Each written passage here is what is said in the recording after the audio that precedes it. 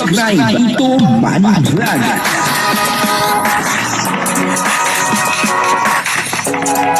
Payagan po si Tito Manny Vlog na mag-reactor para pambiling gamot sa kanya pong karamdaman. Talagang grabe po ang panghihinayang ni Kalinga Pedro, no? At umaasa pa rin po siya na sana ay magbago po ang desisyon. Papanoorin po natin yung video at siyempre bibigyan po natin yan ng konting reaction. Pero bago po yan, ako muna po bumabati sa inyong lahat ng magandang umaga, magandang tanghali at magandang gabi sa inyong lahat mga kapatid. Kung saan man kayo ng panig ng mundo naroon ngayon, ay mag-iingat kayo palagi at pagpalain kayo ng ating Panginoon. Maraming salamat din po sa patuloy na tumatangkilik sa aking YouTube channel at nanonood sa aking video reaction. Patuloy lang po natin suportahan sila Kuya Bal Santos Matubang, Kalinga Prab, Ate Edna Vlog, Jack Tapia at yung mga kasamahan ko pong reactor sa Kalingap. Ganun din po yung mga charity vlogger na Kalinga partner. O ito po yung video, no, na kung saan ay makikita po natin dito na talagang sobrang nangihinayang etong si Kalingap Edu. Kasi kung nasa Kalingap nga naman ay talagang nakakasigurado na magiging maganda ang kanyang future. Sa ngayon ay talagang parang hinayang na hinayang etong si Kalinga Pedro dahil po doon sa mga nangyayari. Kumbaga ay nasasayang daw ang panahon, sabi ni Kalinga Pedro. Sana magbago pa ang isip, yung po ang sabi ni Kalinga Pedro. At pumayag po siya. At pumayag po doon sa sinasabi ni Kalinga Pedro. Papanoorin po natin yung video at ang kabuuan po ng video ito ay mapapanood po natin sa YouTube channel ni Kalingap Edu. O ito po yung video, panoorin po natin. Sa akin din at Kasi siyempre, mahirap talaga mag-alaga guys ng ng mga kagaya nung at sa loob lamang ng 8 hours ay pumalo guys. 36,000 ay grabe. Congrats sa atin guys. Yan. Maganda yung ating kanina upload. Salamat at nagustuhan nyo. At yun nga, sinubukan ko guys kumbinsihin. At si Federico kaya lang, yan nga, sa di maipaliwanag na dahilan ni Federico ay hindi niya masyadong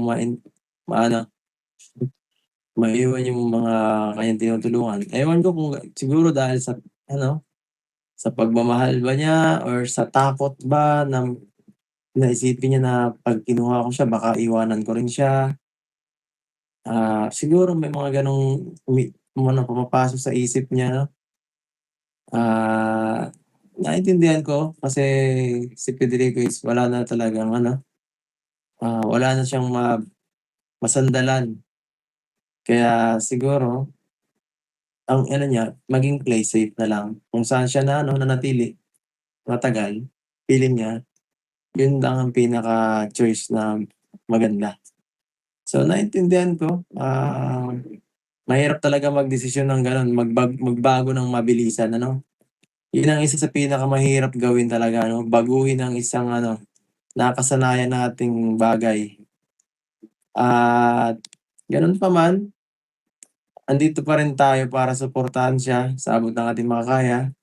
At bibigyan ko pa siya ng at least mga 2 buwan para makapag-isip ng maayos kasi yun nga, mahirap naman kung siya talaga ang pinaka-first choice ko kasi kahit papaano ay siya makasahag sa mag-asikaso. Kasi kita naman po natin sapat sa mga ginagawa niya sa matanda.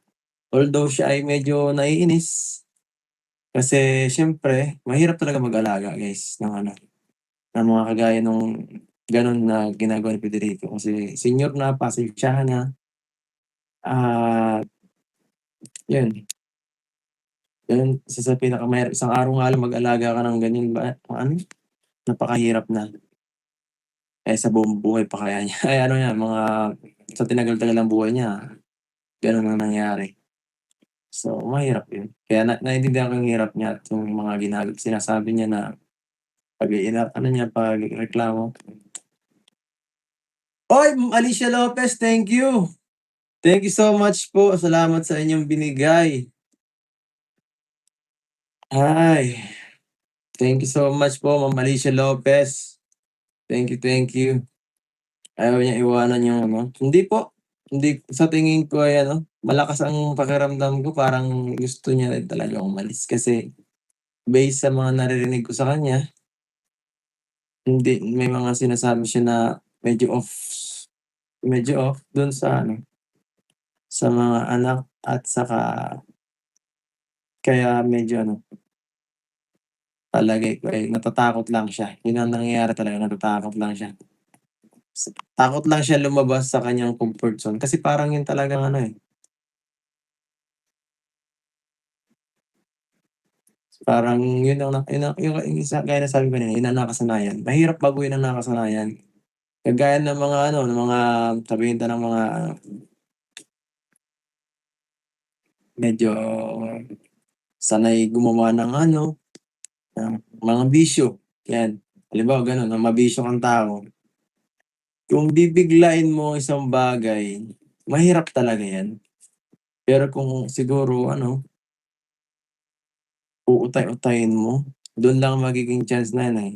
Uutay-utayin mo tsaka may magche-check sa'yo time to time para maiwasan yung bagay na 'yan, malakas ang tyansa mo magbago. Although hindi natin masasabing ano, mafu-fully ano,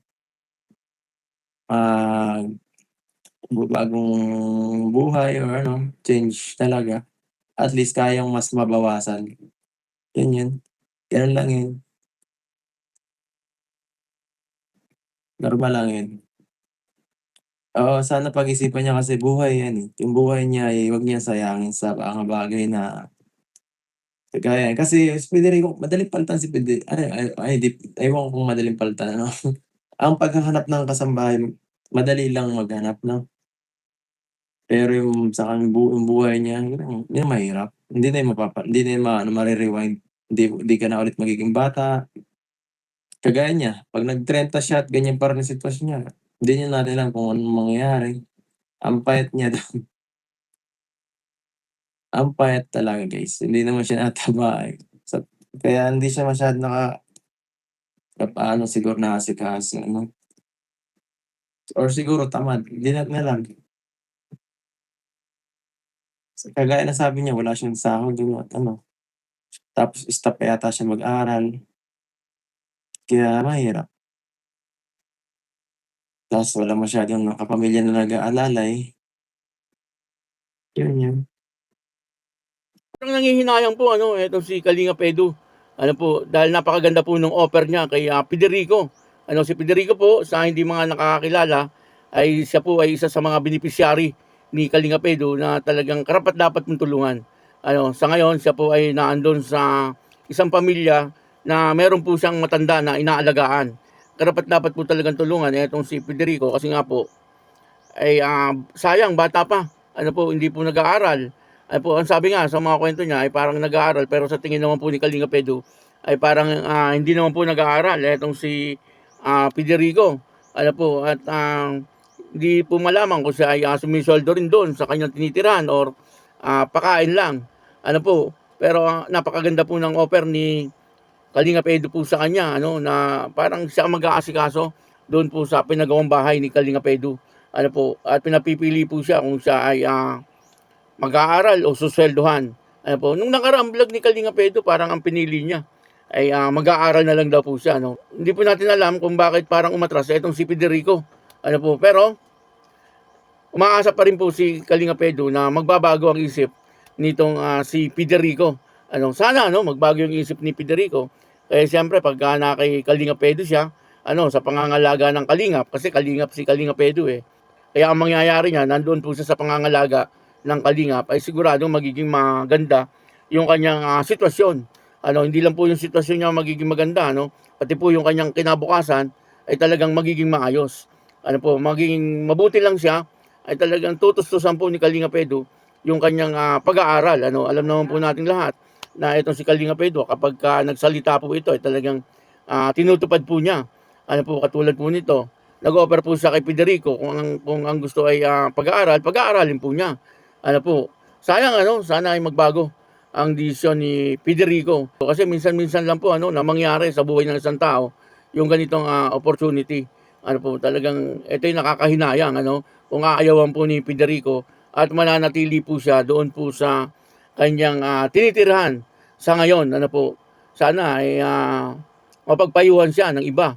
Ano, kung yung makakausap po siya ng iba, mapapanood po yung vlog ni Kalinga Pedro na inuupiran po siya ng ganon, ano, ay sana pumayag po siya. Kaya lang, siyempre, ang magiging problema naman ay yung matanda. Ano, kung sino na mag-aalaga. Siyempre, bahala na rin po yung pamilya niya, ano po, na kumuha ng tagapag-alaga kay Lola. At sana, bago naman umalis si Federico, ay meron na po siyang kapalit. Ano, kasi kawawa din naman po si Lola kung walang mag-aalaga. Ano po. Maraming salamat po sa inyo lahat. At ako po si Tito Manny Vlog na nagsasabing God bless you all. Diyos mabalos.